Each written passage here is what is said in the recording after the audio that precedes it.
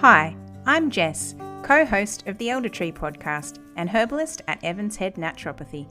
You're listening to the Self-Care with Herbs segment, where each month I invite a new guest to chat about how weaving plants into their days enriches their experience of self-care, exploring routines, rituals and recipes for elevating mind, body and spirit. That health is built in the small things, and self-care is those small things and the way we kind of action them in our life. It's a way of showing respect and love towards ourselves. But I think underneath all of that, and we kind of touched on it earlier, it is just this daily relationship with ourselves. And it's a way of listening and attuning to how our bodies are every day, because they're different every single day. And the way we care for ourselves kind of needs to be different as well. That was Kat Green from Everyday Empowered, talking about how dynamic, seasonal and ever-changing our practice of self-care can be when we tune into ourselves regularly. Kat's a folk herbalist and grassroots community herbal organiser and educator. She's passionate about making it easy and normal for people to make simple, effective herbal remedies at home. Through Everyday Empowered, she offers a wide range of practical ways for people to learn about herbs. Kat's journey down the plant path began during recovery from an extended illness. After seeking the guidance of a naturopath, she began to delve deeper, reading all the books and going down rabbit holes, which left her wondering, why are there 20 herbs recommended for this one condition? How do I know which one to choose? These questions continue to inform her relationship with herbs today. During her recovery, Kat came to realise that she was responsible for her own health and the only one living in her own body every day. That having a toolkit of herbs and other supportive practices is wonderful, but it's tuning into what our bodies need every day that helps shape how we care for ourselves. I love Kat's seasonal approach and how her herbal practice shifts and changes as she listens into what her body needs as the world around her changes. We chat about moving from immune-supportive herbs like astragalus through winter to more nutritive and liver-supportive herbs like nettle, red clover and bitter salad greens as we move into spring. During our chat, we talk about building habits, even boring ones like flossing our teeth, and how starting small and celebrating the tiniest wins can be really helpful at strengthening our neural pathways. One of Kat's passions is home herbalism, and we chat a lot about how getting to know ourselves and our own health issues and becoming familiar with herbs is a way of reclaiming some of the power that has been lost. By relearning some of these skills, we can regain confidence in home healthcare traditions. Kat shares how in her early days of delving into herbalism, she often found the sheer volume of information available overwhelming, when all she really wanted was the best remedy for nappy rash. This experience underlies her passion of making home herbalism as accessible as possible for everybody. So, grab a cup of your favourite herbal tea, find a comfy nook in the sun, and settle in to this inspiring and nourishing episode. Hi, Kat, and welcome to the podcast. I'm so excited to have you here today. Thanks, Jess. I'm so excited to talk to you. Yeah, we're going to have a really juicy conversation, and the way that I always like to start out with guests is getting an idea of how your relationship with plant medicine began. It's nice to kind of take a step back and really look back at where that spark first originated. Well, like many herbalists, my kind of relationship definitely started when I got really ill. And in the interview I did with Twiggy, which you can go back and listen on that herbal education segment, I shared a lot of that story about how I got sick overseas and had typhoid and dysentery and was in and out of hospital for about 3 months.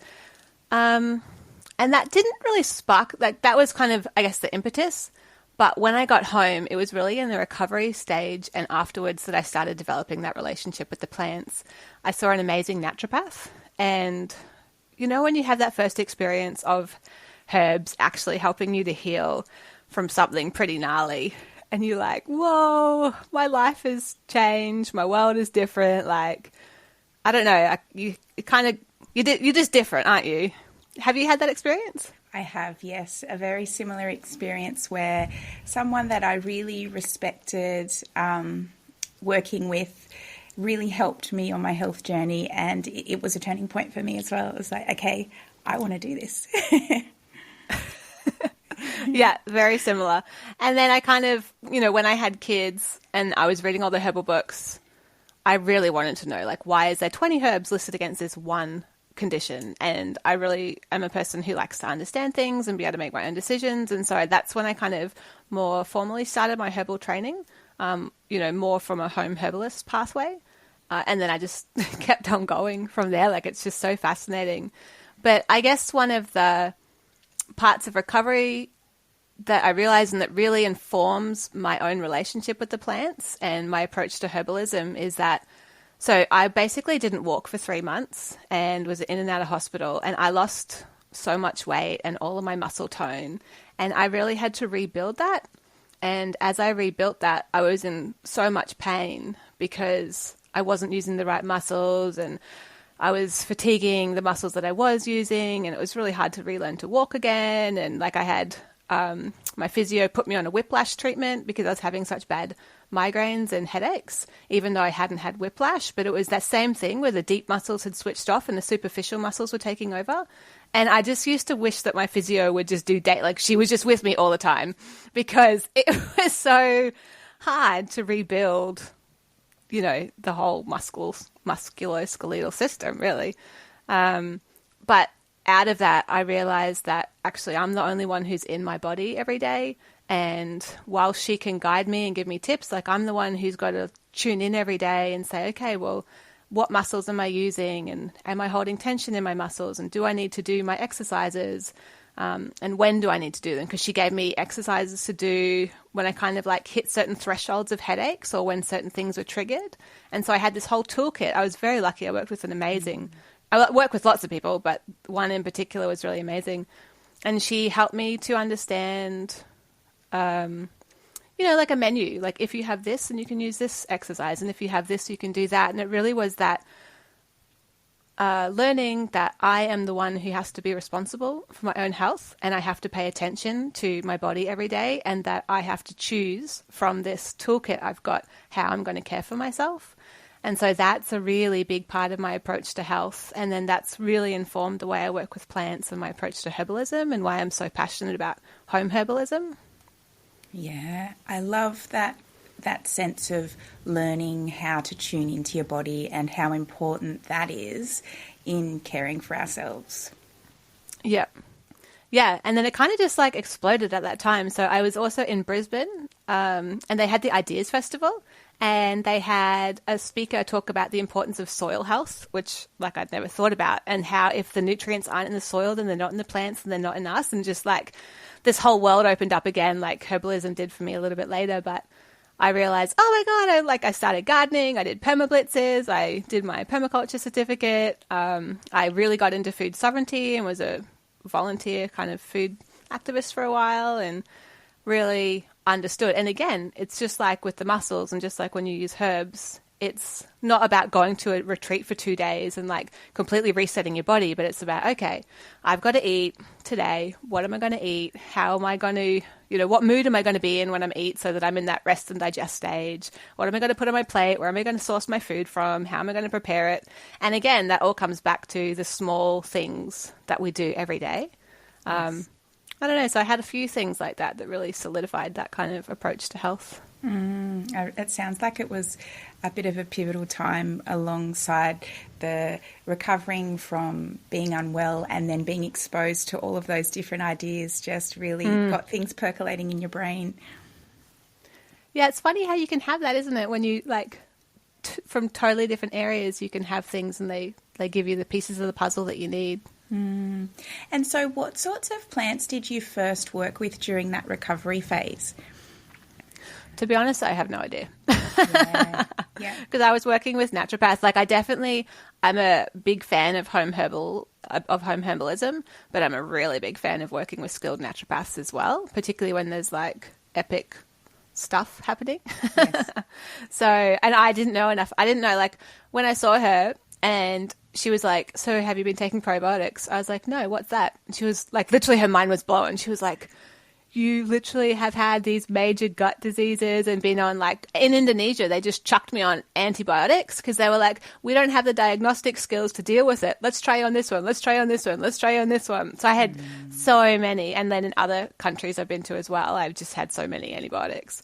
So that was the start of that. And then she just gave me lots of herbs and probably something. I remember going to a naturopath once. I don't know if you ever get patients like this.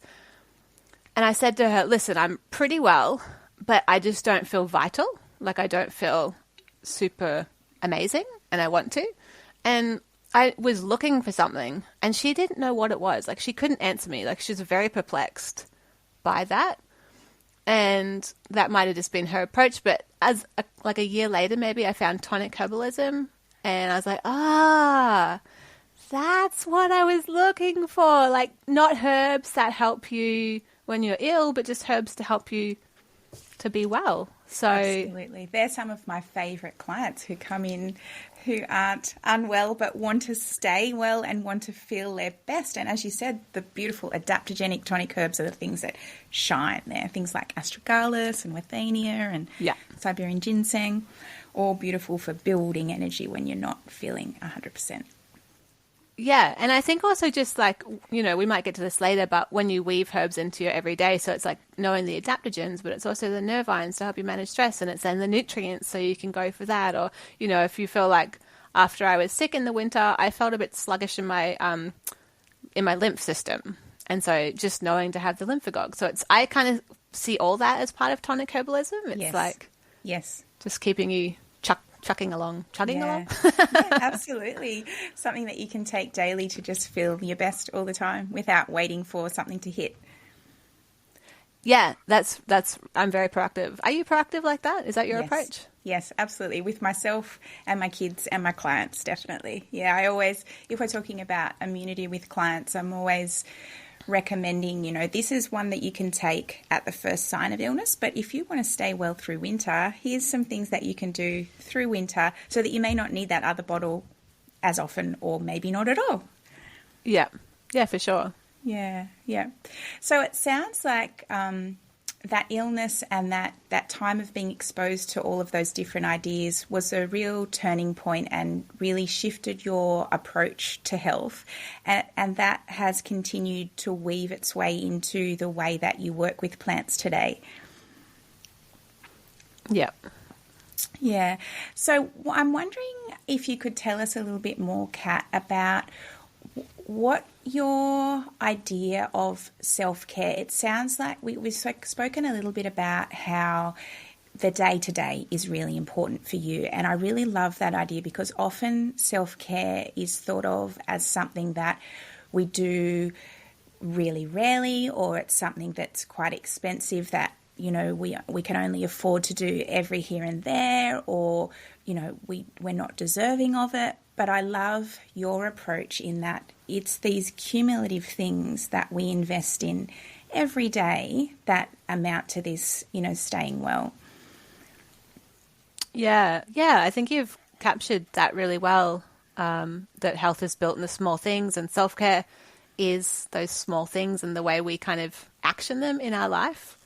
I actually think self-care is lots of things. I really struggle to define it or simplify it because I think it's being responsible for ourselves, like that self-responsibility. I think it is the way that we have self-agency and self-capacity. So it is really that empowerment. I think it is like self-respect. It's a way of showing respect and love towards ourselves. But I think underneath all of that, and we kind of touched on it earlier, it is just this daily relationship with ourselves. And it's a way of listening and attuning to how our bodies are every day, because they're different every single day. And the way we care for ourselves kind of needs to be different as well. And so it's not about, I think it's very dynamic, and basically it's a relationship.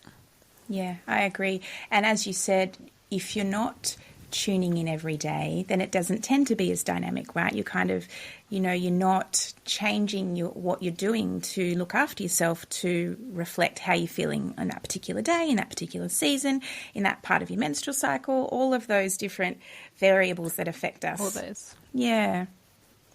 Yeah. Yeah, and I think it's that's why I do think it's that relationship and being responsive to self. And I think it changes with all those, and it changes across the seasons. And I think that we can kind of be led to, there's a lot of people who tell you like the list of things you should do every day.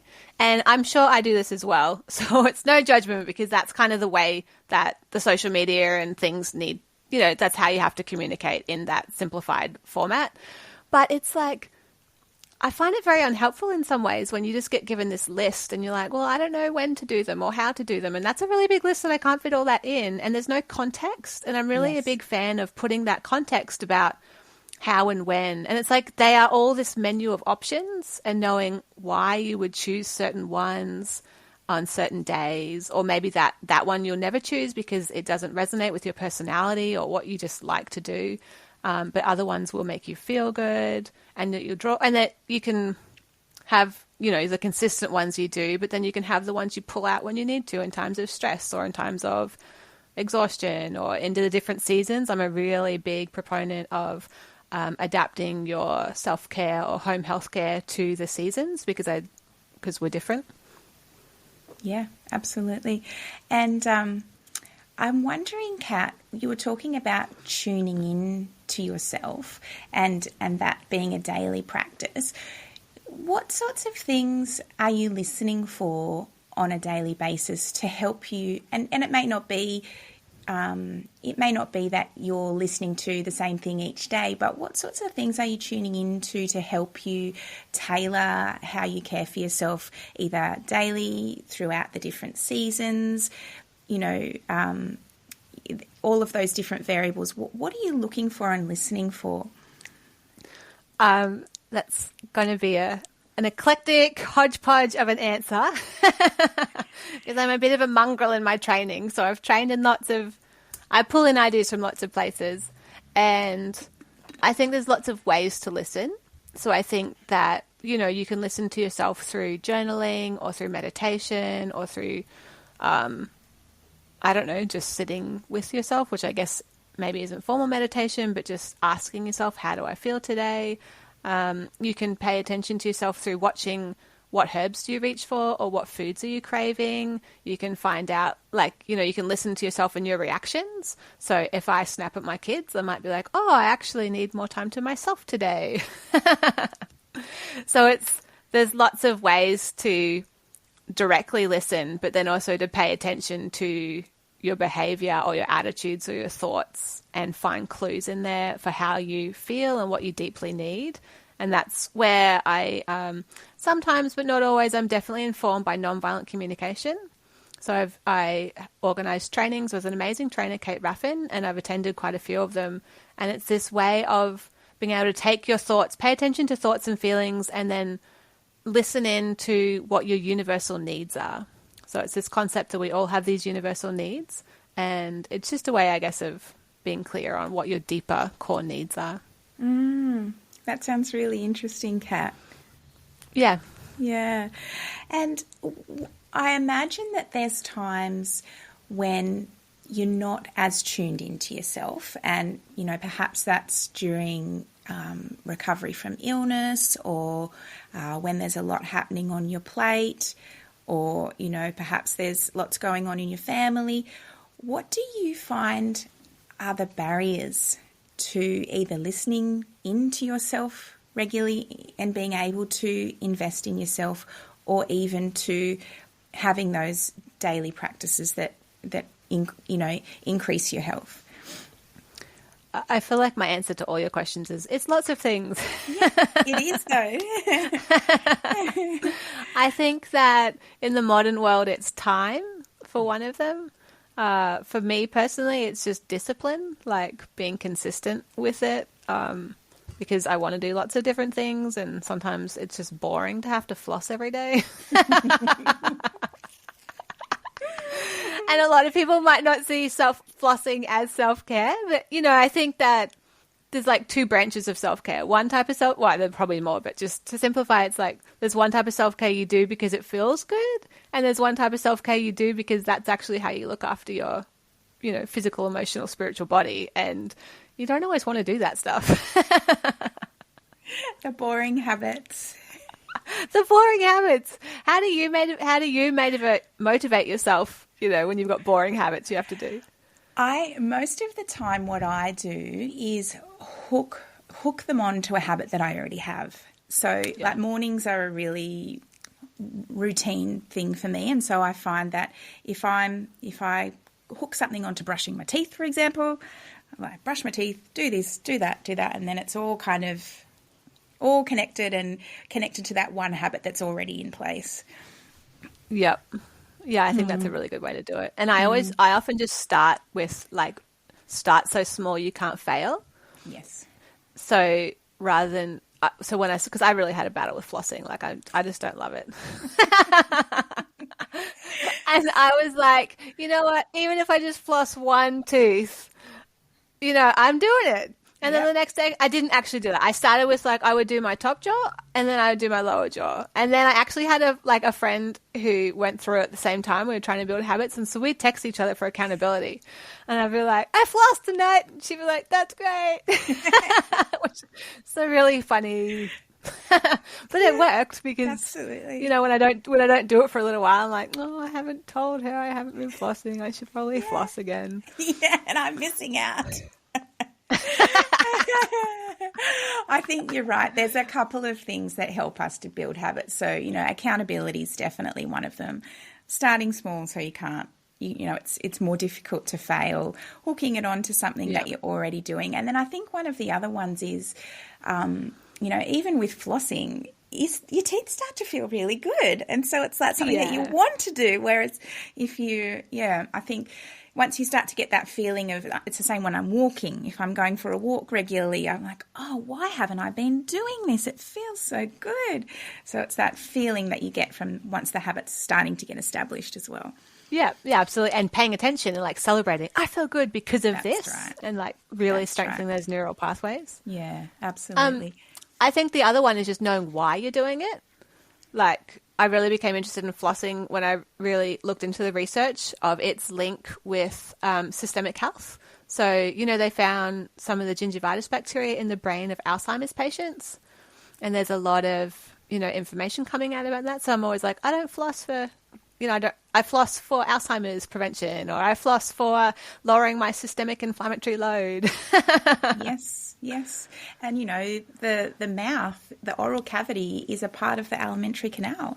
It's a part of our gut. And, that's everything starts there. So if we're not taking care of that, then, we're saying that the gut is the seat of all health. Here's the mouth. Here's the start. Exactly. It sounds like you know a lot about it. I think not everyone does yet still. Yes. Yeah. Do you weave that into your practice? I don't a lot.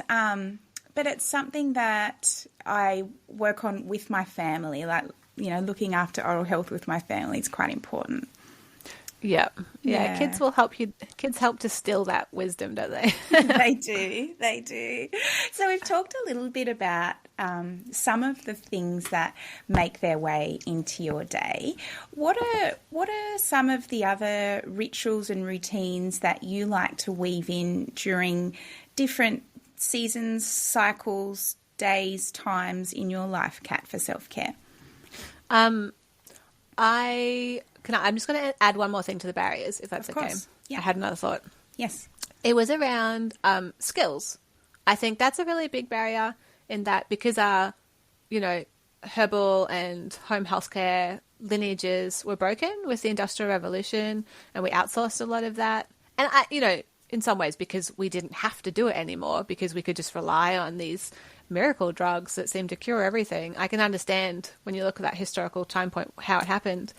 I just think we've lost the skills to be able to know how to listen to ourselves and how to understand some of the imbalances and what they show up as in the body, and then know which, from a menu of options, which strategies to use. And I think that's a big part of reclaiming our herbal traditions or our home healthcare traditions is understanding all that. I agree. I think people have lost their power. And with that loss of power has come a loss of confidence. And so that their first port of call is to reach out and ask for help rather than coming in and going, what do I know? What do I know about my body? What do I know about my family's health? What have I got here that I can use to help myself? And I think that's really sad. I really loved hearing you speak with Twiggy on that episode that we were speaking about earlier on the education segment of this podcast, where you spoke about how there would have been in times gone past somebody in your street who knew how to make elderberry syrup, someone who was a whiz at making fire cider, someone who had barrels of thyme and sage growing in their garden. And, you know, in one street there would have been so much knowledge that was shared, and everybody would have felt confident and comfortable caring for themselves for most of their health. You know, obviously there's always going to be big things where external help is vital, but I think we are giving a lot of our power away, as you said, in our first port of call, even for the small little things that don't necessarily need big care that we could be doing ourselves. Yeah, I totally agree. What do you think?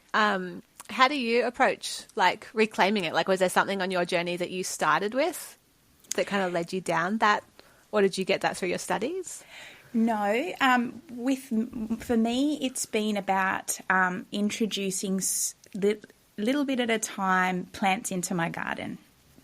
Yeah. So really starting to get to know herbs, and calendula was my first, and I've got a deep connection with calendula. It grows really well here, and I've always loved growing a lot of it, harvesting it in winter, drying it and using it for oils and balms. Yeah, calendula is like, yes, she's special. Yes, in so many ways. Yeah. She popped into my head when you were talking about lymphatics earlier too. Yeah. Yes, yeah. And so what about you, Kat? How has that come about for you? We spoke about your connection with the naturopath and that really sparking your interest in herbal medicine. How did you go from there where, you know, you were obviously in a state of acute illness and really needing that external support? How did that shift from there to you slowly starting to feel more confident about caring for yourself and welcoming plants into your life? I don't really know. In some ways, I think I lost that to sleep deprivation in my baby years. So the answer is probably lost to time. But I think in some ways it probably is through kids and family life, because I became a mum a few years after being really sick. So it was quite close to that.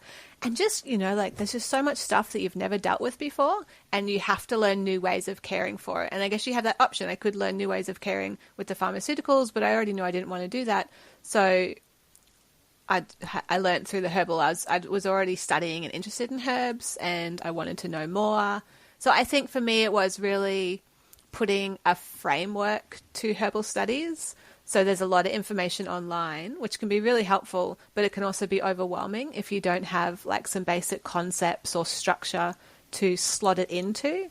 So I think my herbal studies really helped me have that confidence in that approach, or that framework. And I think as well, just, oh, my kid's got nappy rash, or, oh, there's some diarrhea or vomiting. I don't know, just the little things that come up with kids. And I learned how to care for those for myself. And I guess once you've seen them work, the herbs help you. You're like, oh, it does work. So you just build confidence over time. Yeah. What were some of the things that you leaned into, herbs that you leaned into when your kids were little?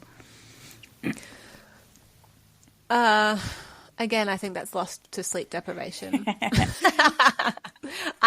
So this is another story. I don't know if I mentioned it on Twiggy's podcast. So I've had chronic laryngitis 3 times in my life, where I couldn't speak for 3 months. And two of those times actually happened when I had young kids.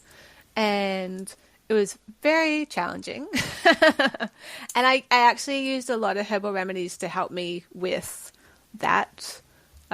So one of my like deep enduring connections is with marshmallow root and slippery elm, because they really help. So a lot of people think I didn't know this actually because I always use it for throat, but a lot of people think slippery elm for gut and digestive issues, but I actually use it for my throat when I couldn't speak, as really soothing when it was red raw, and then I used other herbs to support that as well. But yeah, that's what I use. How did you use marshmallow and slippery elm? In what sort of form? I make cold infusions overnight of marshmallow, and then I always combine slippery elm with honey and do like a kind of like an electroly, really. Yes. But I always think I should rebrand as like the lazy herbalist because I just kind of like make a jar of honey and slippery elm and then I just lick it. Yeah. So you with just stir the powdered slippery elm into the honey and have it that way. Yeah. Yeah. And I don't measure. I just make the paste until it's not too runny. Yeah. But I always feel a bit awkward about that because slippery elm is one of my favorite herbs, but I know it's also an endangered herb. So I do find a hard time talking about it without mentioning that, Yes. you know, I don't tend to use it very much anymore unless it's literally like I've got PTSD, my throat's really sore, I'm afraid I won't speak for 3 months. I Yes. need my herb. Yeah. But I would always encourage people to look for maybe sustainably sourced if they can, or to use marshmallow root. Yes. I think it's important to bring those conversations in.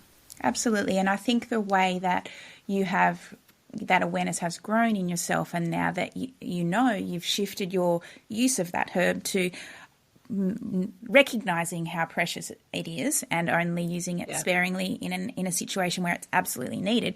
Whereas a lot of people still haven't sort of decided to use alternatives and, you know, aren't thinking, oh, marshmallow or licorice or whatever could work in this situation.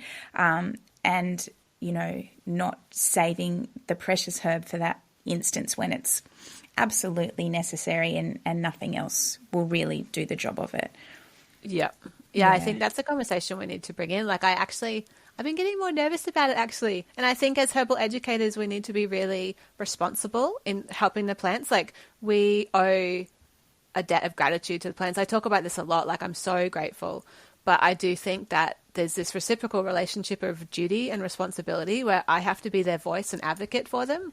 And as herbal medicine becomes so much more popular and as so many more pharmaceuticals aren't working as effectively and, you know, the corporations are really mining the herbal world for their use and benefit, I think we're going to have problems with the supply chain and people not treating the earth very well. And I think that's something we need to be really mindful of, that we are, you know, using herbs that are helping the earth as well, not just taking. Yeah.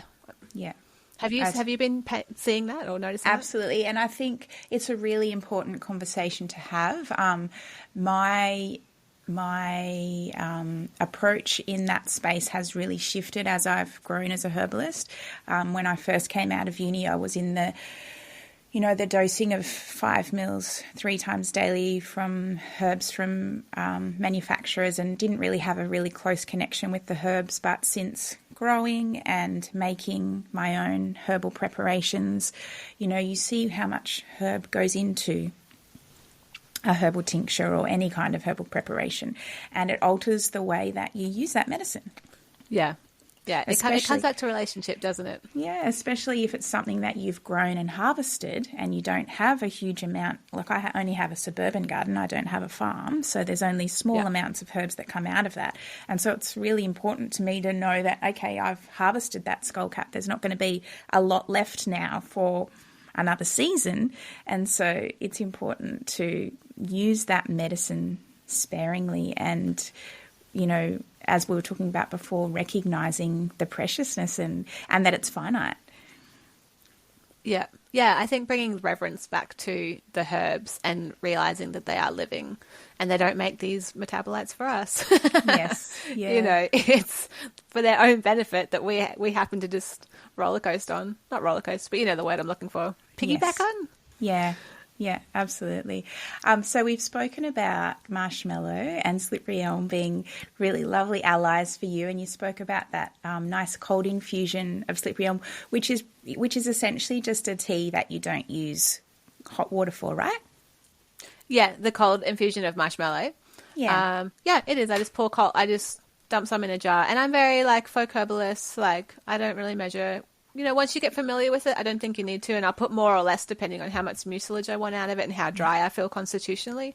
And then just put some in a jar and put cold water on it, leave it overnight, and then drink the next day. Yeah. And then once you strain it out, as you said, because marshmallow is such a mucilaginous herb, that tea is very gloopy, right? That's the mucilage coming it can through. be. Yeah. Very nice. Yeah. But it's so interesting because I don't actually tend to use, I'm not sure whether I'm just more attentive. Like I don't have the same throat issues that I used to. Like I've done some deep healing in that area with some other herbs and gotten on top of that. But I don't tend to use those allies as much anymore. Like I'm just not as dry constitutionally.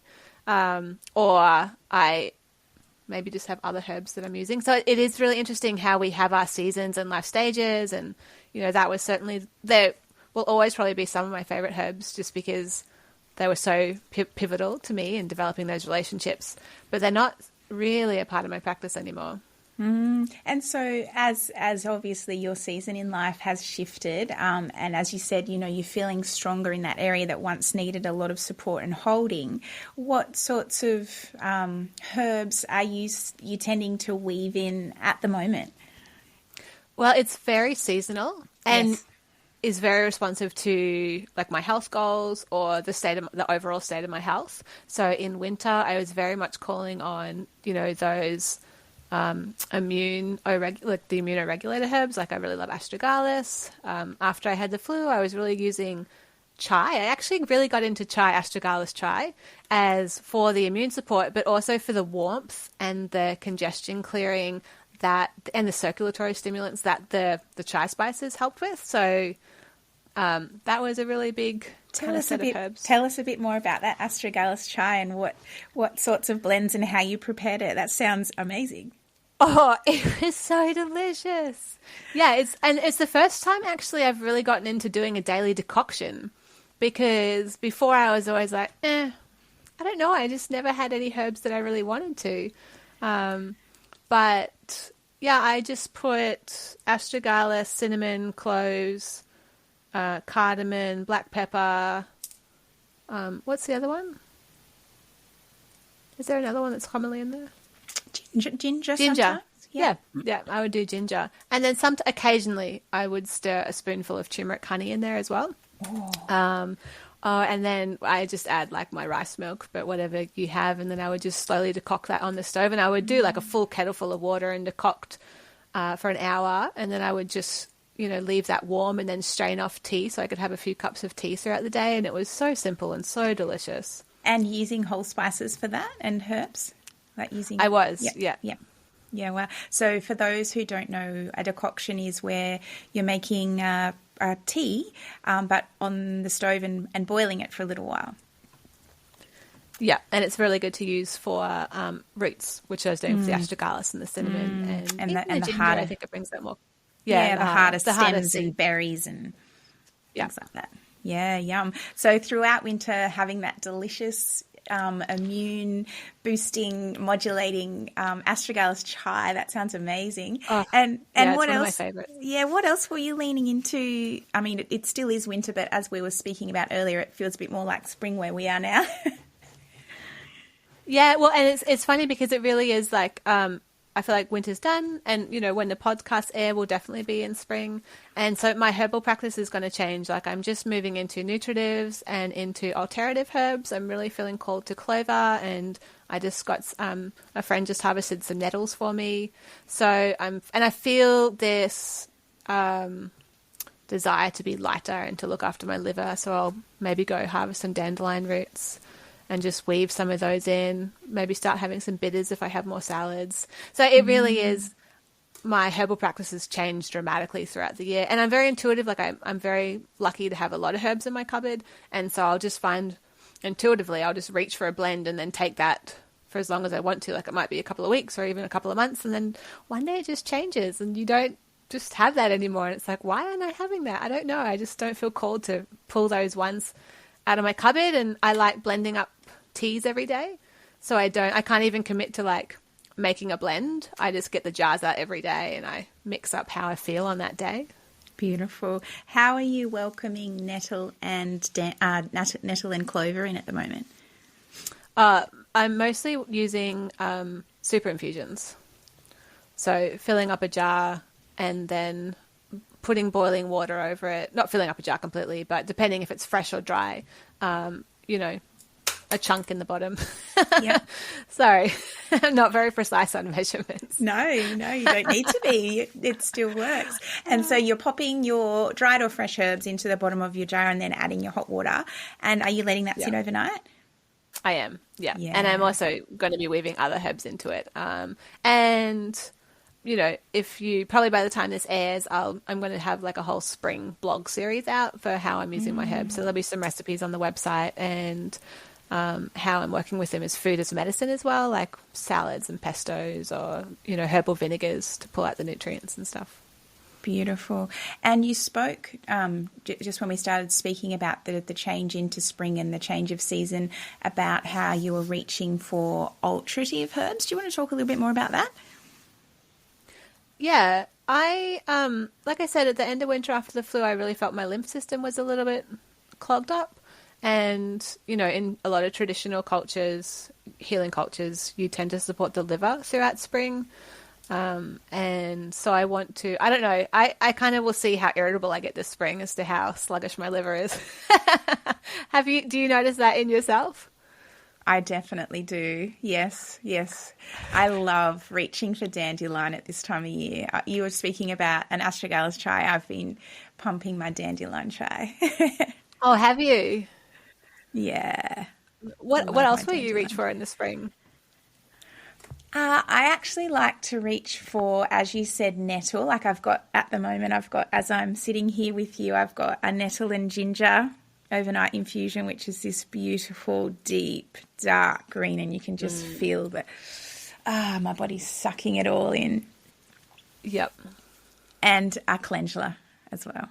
And calendula. And what else do you like to add other flavors to your overnight infusions? With my nettle is one that I lean on a lot at this time of year, and I love nettle and ginger is one that I really like together. And if I'm feeling like something a little bit cooler, my other favourite combo is nettle, oats and spearmint. Oh, nice.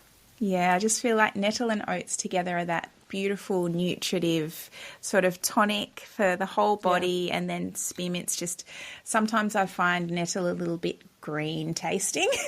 so spearmint is just that nice, gives it a bit of a zing to it. Yeah, I haven't worked with spearmint very much actually.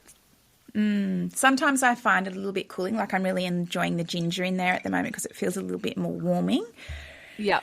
Against the cooling of the nettle as well. But as the weather warms up a bit, I feel like spearmint in a cold tea is just delicious. Oh, I'm going to give it a try. Yeah, and with the note, oat straw. Yes, I love oat straw. It's beautiful. I find that combination of nettle and oats, I really like that combination for breastfeeding mums too. They just really need nourishing, and it's beautiful and blood building and nice for the nervous system too. I just think it's like a nice big warm bowl of porridge for the whole body. Yeah, I do too. Have you ever, I sometimes feel like nettle can be a little bit drying for me because I do tend towards dryness. Have you ever noticed that in the people you work with or yourself? No, not so much. Personally, I sometimes find that if I make it a little bit too strong, I find that it affects my blood pressure a little bit. Ah, right. Yeah, I can feel that it's bringing my blood pressure down a little bit. Oh, right. I haven't noticed that. Maybe but not so much the cooling for me, and the drying. Yep. But nettle is one that I lean on a lot at this time of year, definitely. And my calendulas here are only just starting to open. And so that's something that I like to introduce at this time of year too.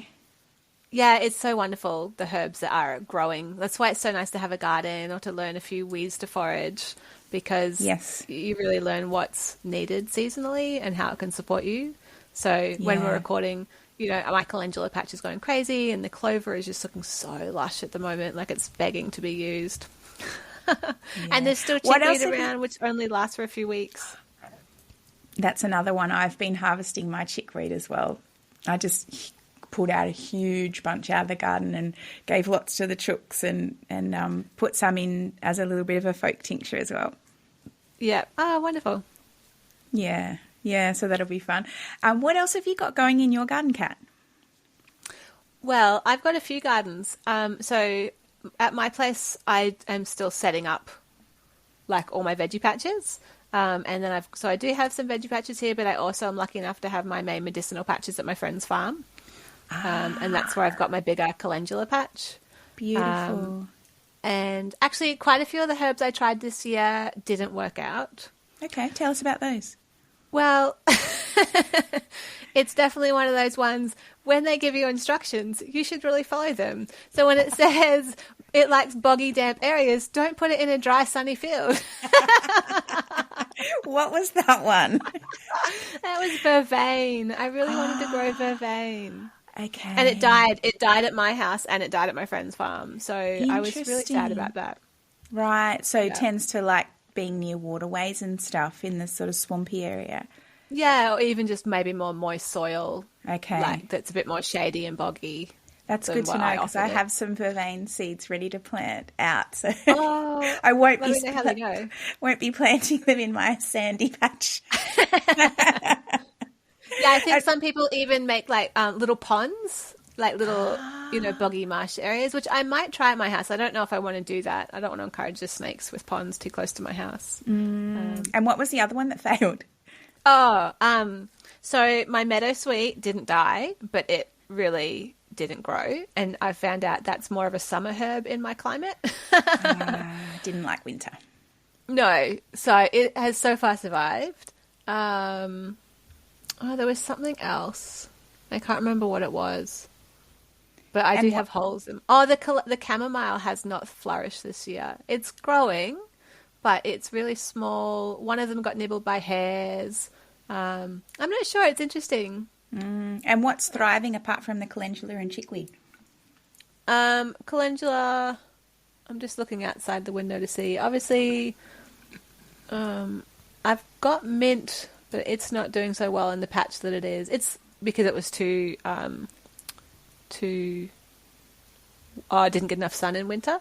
I'm just trying to look out and see, my catnip is going crazy in both patches. So it's really interesting to like have it at my place, which is a little bit more shaded in winter, my friend's farm, which is full sun, and it's thriving in both areas. Interesting. So that's been really interesting. What are you using catnip for? I'm using catnip for, I'll dry it for teas for kids, digestive support, gentle nervine. Beautiful. Yeah, and I've got lots of other culinary herbs, and then also lemon balm and plantain, which I actually had to plant because it doesn't grow near me. How interesting. Well, we do occasionally see broadleaf. I didn't see enough for my taste, so I actually bought some plantain. It's like such a I did that with dandelion because we've only got false here and I wanted some true dandelion. So much to my partner's amusement, I bought some dandelion. Yeah, I did that as well. Yeah, I want it to grow. So, Kat, when we were speaking before we started recording, we talked about how it's really helpful for people who are looking to start to connect with the plants and bring them in for self-care to actually connect with the seasons and nature and spend some time being with the plants and really tuning into how they make you feel. Do you want to expand on that a little bit more? Yeah, I do think that growing the plants, even if it's just a little pot of thyme or, I don't know, sage or something, is really important to build that relationship with the natural world. I think that seeing that it's a living thing and I literally still, I've been growing and using plant medicine for a long time, but every time I go out to the garden and harvest a fresh garden tea, it literally still blows my mind. It's like, this is a plant and it's going to physically support my body or my emotions. And it's just, I don't know, just that sense of belonging, I think, with the natural world is a really beautiful part of that, or being able to forage wild weeds, to pay attention to how the weeds change throughout the seasons. I talk to my husband about this a lot, about how I think we all need to have an earthcraft. So for me, it's more herbalism, and other people might be eco-dyeing or basket weaving or using woodworking, but some way to make the natural world relevant to our lives. And then we have that relationship and reliance, and we pay attention to it because it's relevant. I think that's really important. I agree. Just that connection in whatever way feels right for you. And I think too, you are really conscious of the seasons and being aware of how your body feels and changes throughout the different seasons, and also looking outwards to how nature changes throughout the seasons and how different things become available as our needs change throughout the season. I think that's a really great approach to have too. Yeah.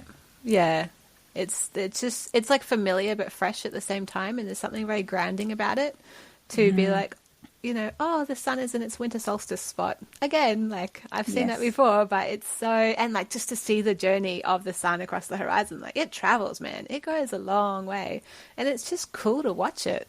Yeah, absolutely. So we've spoken about some of the herbs that are really singing to you at the moment, and the way that's shifting, because as we said, even though the calendar year tells us we're still in winter, we can feel in ourselves and in the environment around us that there is actually a shift happening already. I'm wondering, how do herbs, you spoke about culinary herbs, but do medicinal herbs make their way into your foods as well? Yes. I'm trying to think about how to answer that. I mean, obviously in winter, one of my absolute favorites is medicinal broth. So it's really immune supportive broth with shiitake and astragalus, and sometimes I put nettles or seaweed, whatever I've got and want to put in there. So that definitely then goes, that broth, I'll just sip it, but it'll go into all my soups.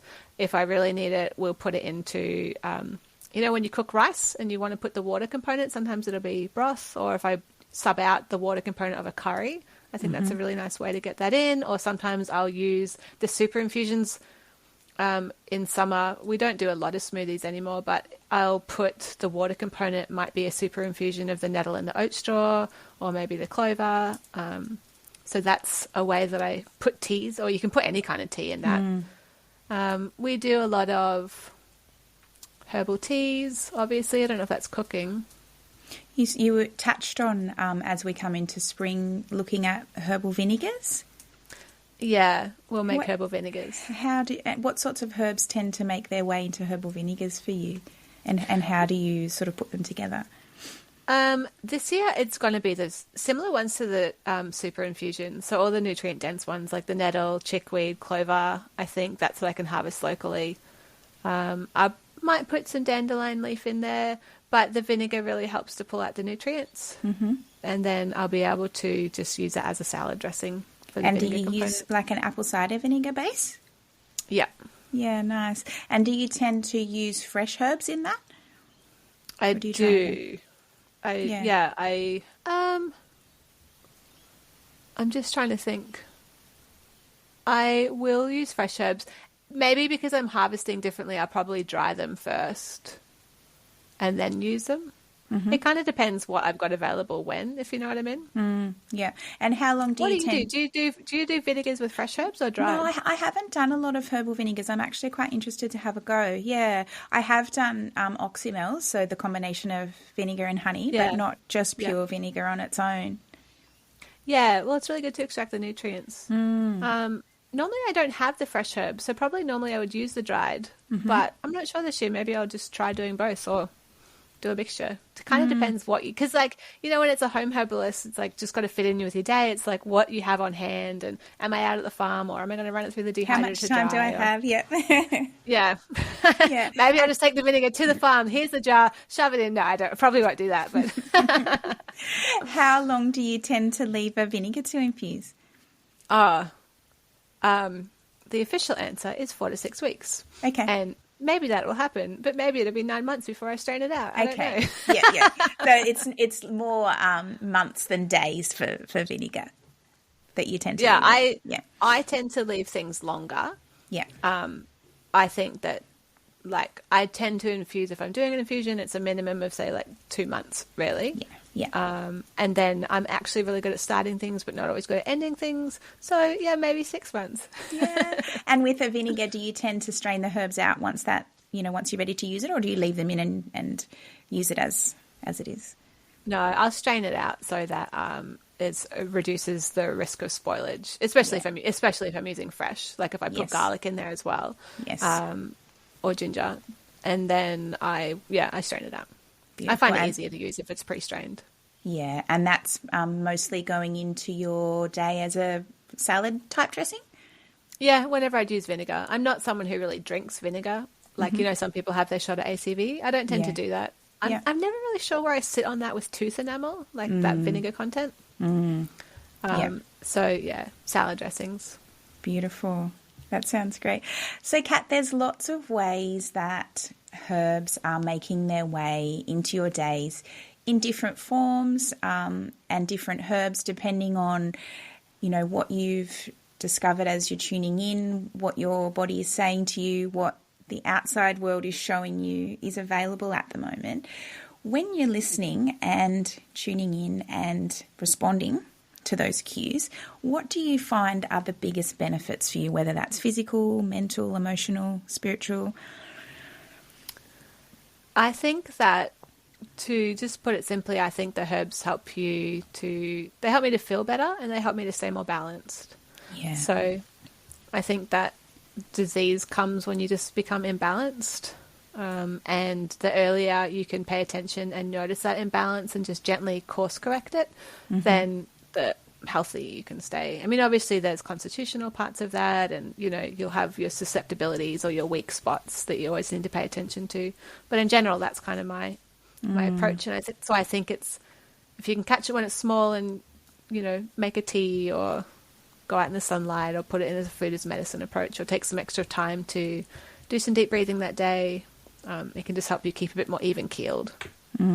It's coming back to what we were talking about before, where if you're able to tune in and act accordingly on a daily basis, you're less likely to have that big health issue arise where you're needing to go a lot harder and for longer with herbs. If you're able to listen to your body and pay attention and respond to cues on a daily basis and change the herbs that you're putting in and the way that you're taking them, and working through doing those small things that we spoke about earlier on a daily basis, then you're less likely to need to respond in a bigger way.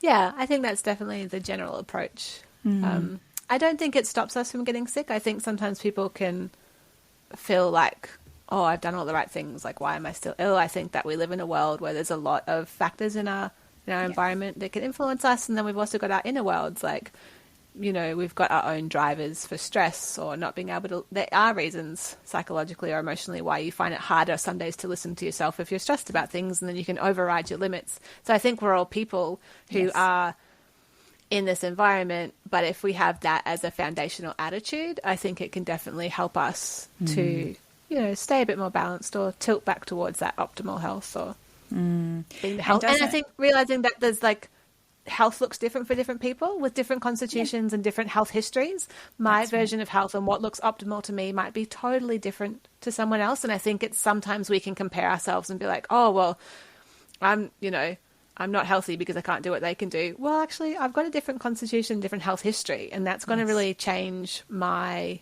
experience of that. And I think sometimes we need to just stay in our own lane as well. Yeah, I agree with that. Comparison isn't anybody's friend. But isn't it nice knowing that you have those friends that you can fall back on a day-to-day basis, and also when you feel like perhaps something bigger is about to arise, knowing that you have got some things available to you that you can reach for, rather than immediately needing to look for external help. Oh yeah, I don't know how people do life without herbs. Yeah. I did. They're just there for you. They're your friends. Yeah. Whether you're stressed or upset or having digestive issues or you're really sick, like they're just they're Very, there. very lucky. I didn't ask you what are some of your favorite herbs, or like your Calendula you said is calendula. definitely one. Chamomile is another. I've done some work with Sally Kingsford Smith, who teaches the Dorothy Hall approach with the person pictures, and I feel like chamomile is my person picture. Funnily enough, I cannot grow chamomile. I've had a chamomile plant for 6 years and it has not once flowered. And I have a friend who lives in the same town as me who brought me a chamomile flower from her plant yesterday.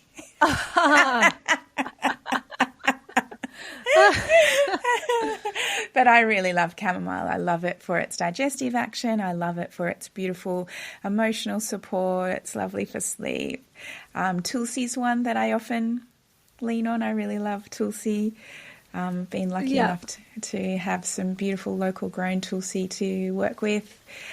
What's another one? Dandelion is another one that I like to use both as a herbal medicine, but also in that nice decoction and chai that we were talking about earlier.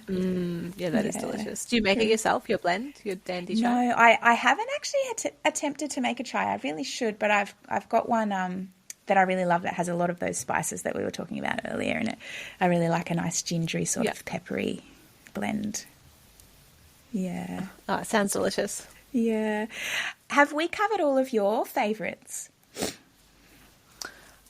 I don't, probably not, but to be honest, I don't know. Because I run a little herbal co-op for some homeschooling kids, for my kids and our friends. And we did like a welcome circle the other day.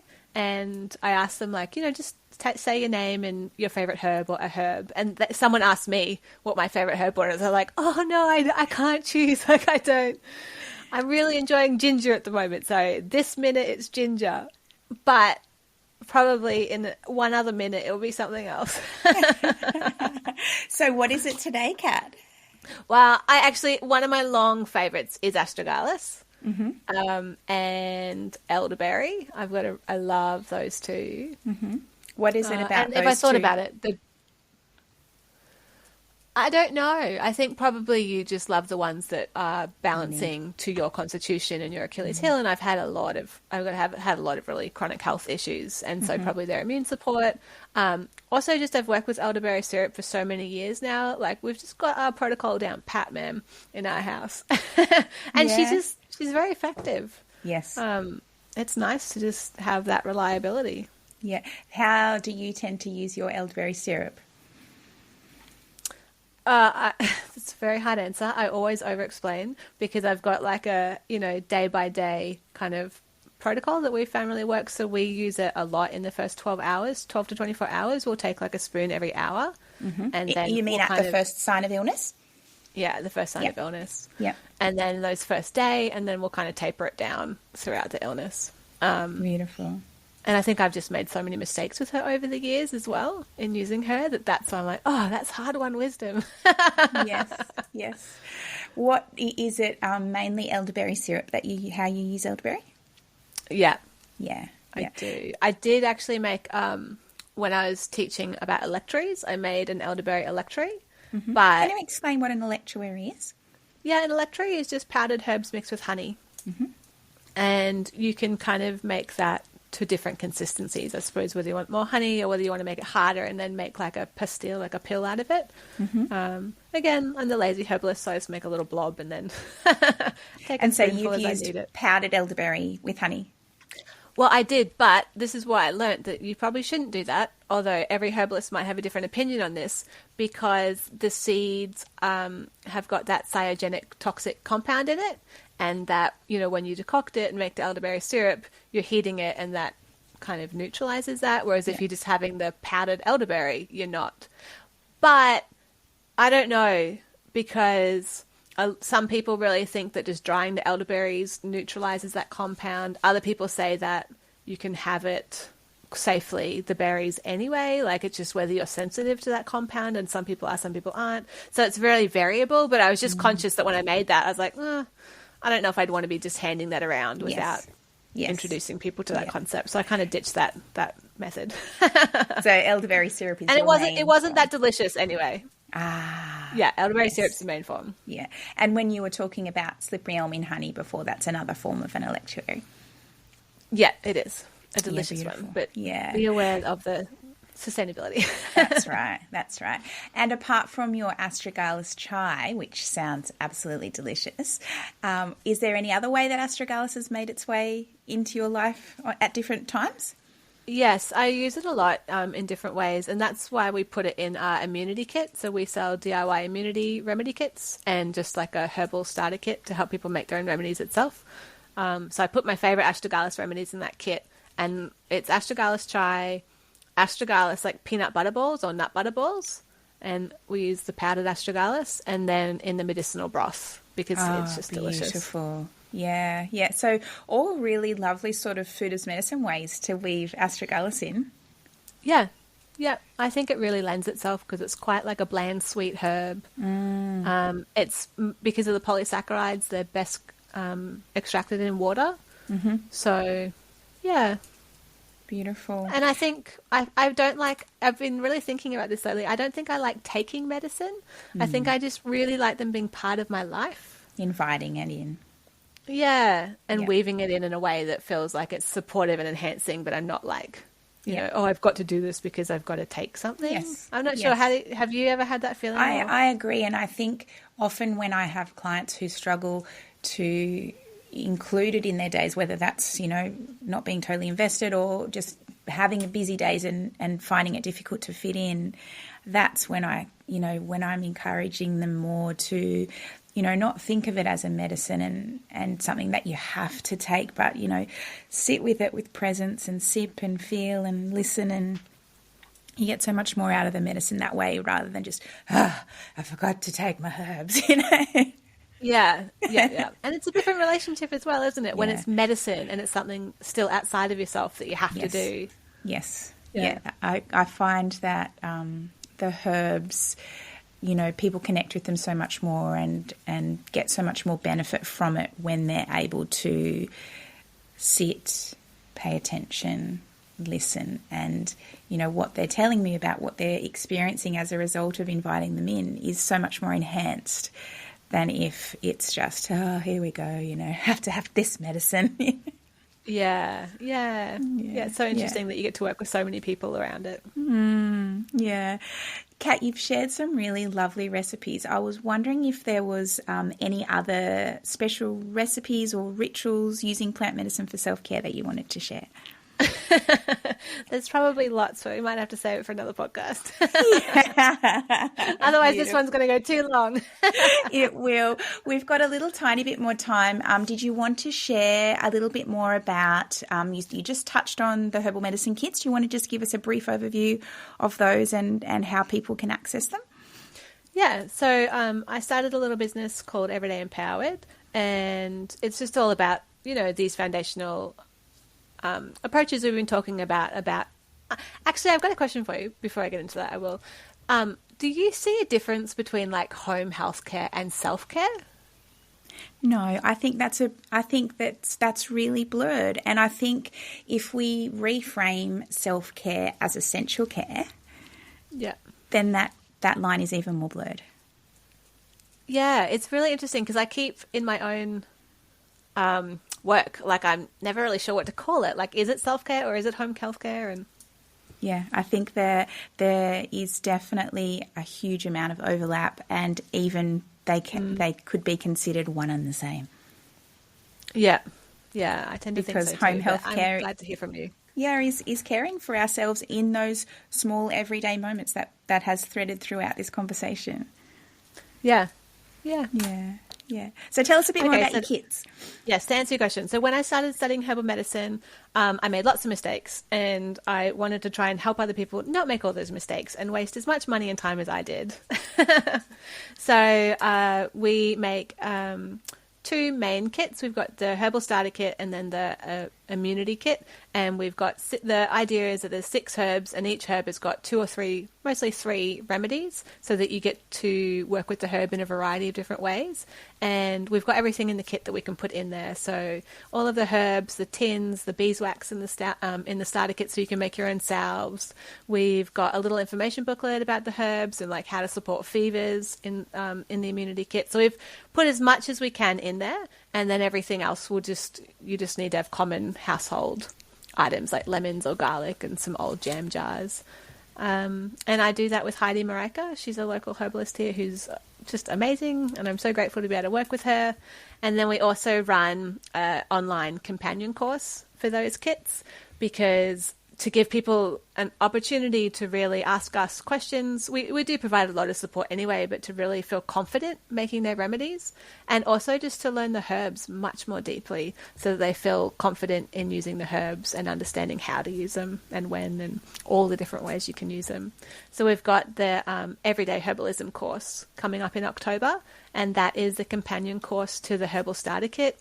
And then the herbs in that kit are tulsi, lavender, chamomile, thyme and licorice and calendula. So really beautiful herbs and remedies that can really form like the backbone of your home herbal journey. Beautiful. That sounds like such an amazing opportunity for people to start to feel confident, to have that knowledge and ability to reach within and access their own knowledge rather than outsourcing as often. Yeah, exactly. And knowing how simple it is to make it and get experience and to feel supported, I think, Yes. to be able to ask questions and know that out of all the information out there, I'll start here. Like like I always say to people, like, these are great for beginners, but these are recipes that Heidi and I still use to support our families every day. So it's not like you move on to advanced remedies later. Like, they're useful to start with and they're useful to end with. And I think that can often be such a stumbling block for people knowing where to start. So providing those beautiful baseline recipes that they can then play around with and expand and just feel confident, having a bit of a play, and it doesn't have to be serious and overwhelming. It can just be, hey, what have I got? Let me have a bit of a play around with this and let's have fun. Yeah. And a lot of people use it with their kids. They get it for like, activities to do with their kids or grandkids. And I hear a lot of feedback all the time. Even like kids are like, oh my God, I made the chamomile syrup cat. Like, it was so great. And they're so proud of themselves. So it's a really nice thing to learn alongside your kids. Yeah, beautiful. Well, thank you so much, Kat. It's been such a wonderful chat. I've really enjoyed hanging out with you. Yeah, thank you so much for having me. It's been a pleasure.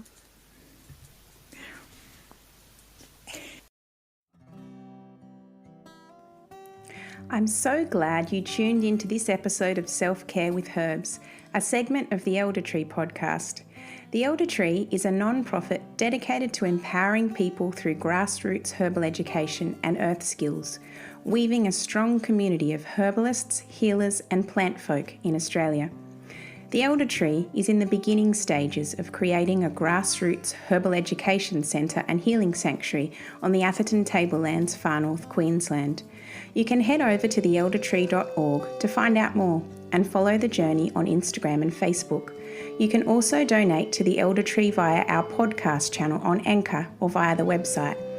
If you liked the episode, we'd love you to subscribe, and if you know who we should interview next, drop us a line.